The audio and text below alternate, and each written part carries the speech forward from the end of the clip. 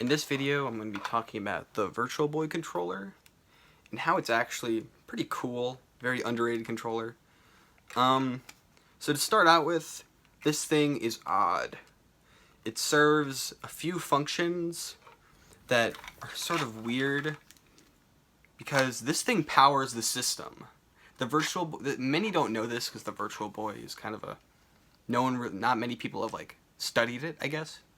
But the Virtual Boy screen isn't powered eternally, so it can stand up and be like wireless in a way, or seem wireless, because this thing has two ways you can power it.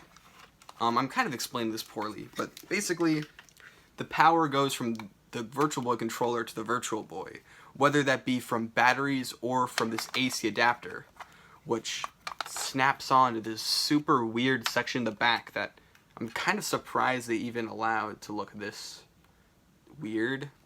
It looks unfinished there. We slide this on the back, and it has this giant thing, but then even then, you have to, that's not all.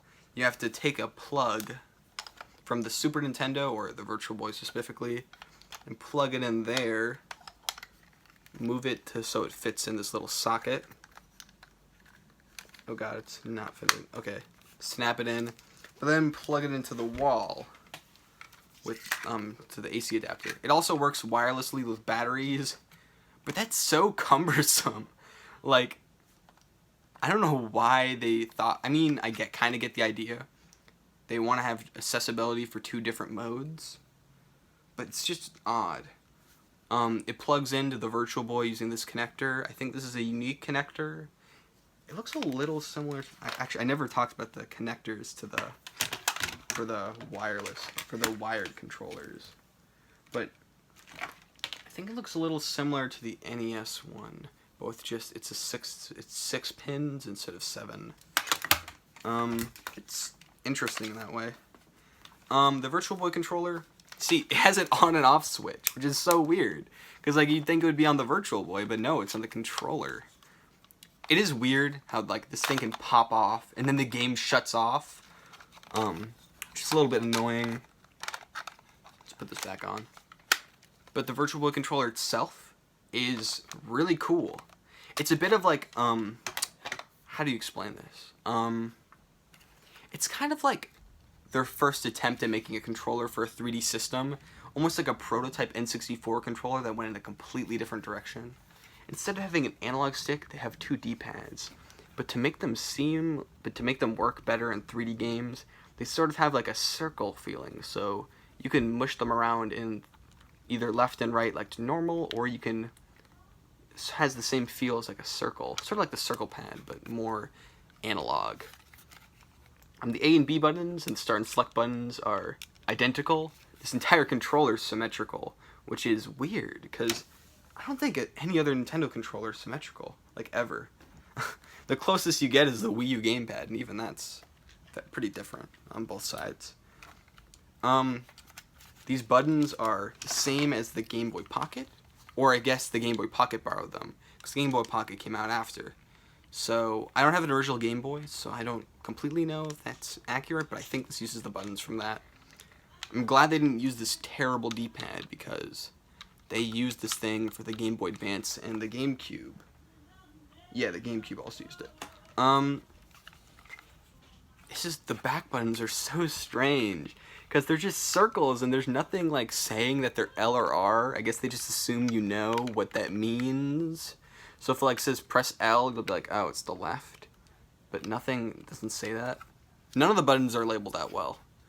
A, B, start and select. They're identical, so I don't know how you're supposed to know the difference. But, yeah.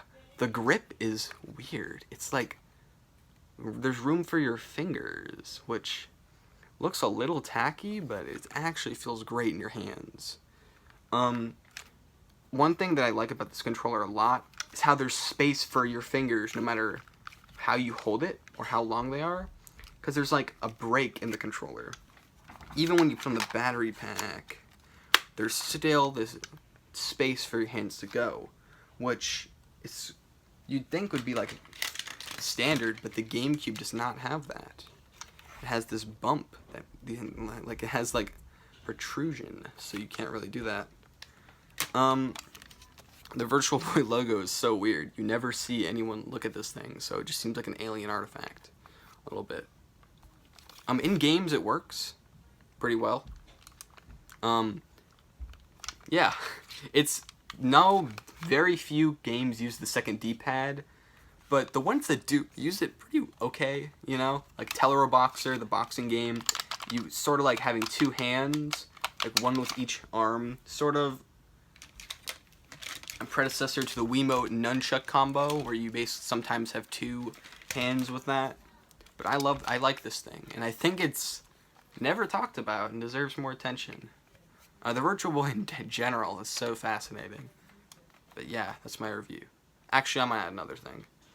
The way it sticks out is so weird, because this part of the controller, like, is flat. But, like, this part bumps out. Which is so strange. These are two different pieces of plastic connected together. Which is weird in itself. Oh, another thing. This thing has so much personality. Like, the shape is so strange. It almost looks like an